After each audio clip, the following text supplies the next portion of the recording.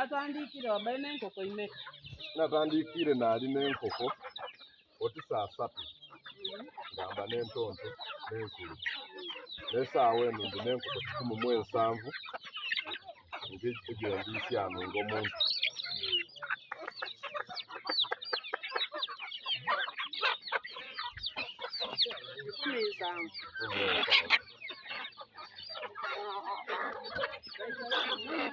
Gino kwera mangu onkoko ono ng'oli kuwona entonto ezo niyo giviirako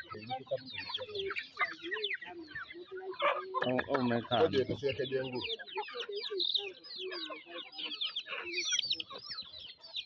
Naye nga twetaaga esapooti yanyu tufunemu akasente tutuuke.